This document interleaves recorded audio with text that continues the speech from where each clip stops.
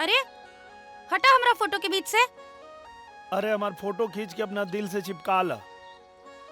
तो के पता नहीं खे तू बहुत जल्दीबाजी कर रहल बाड़ू। कैसन जल्दीबाजी? बियाह के।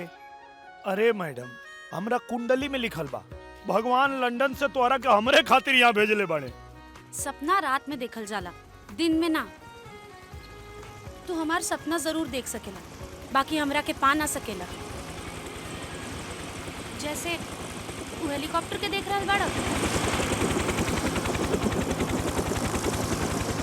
ओकरा के सिर्फ देख सकल जाला, बाकी पकड़ल ना जा सके।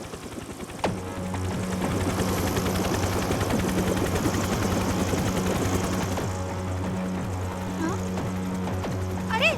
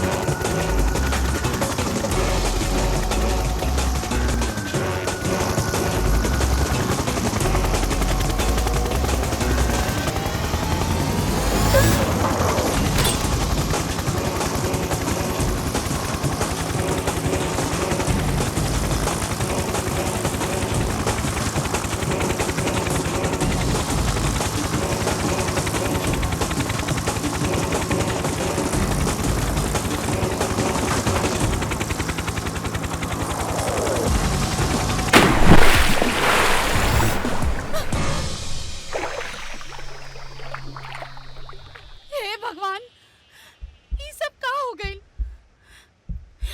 हमसे सच में बहुत बड़ गलती हो गई। तो सही कहत रहला, ये दुनिया में हमके तो से ज्यादा केहू प्यार न कर सकेला। प्लीज बाहर आ जा, प्लीज। हमके भी थोड़ा से अपन दिल के बात कहे के, प्लीज। I love you!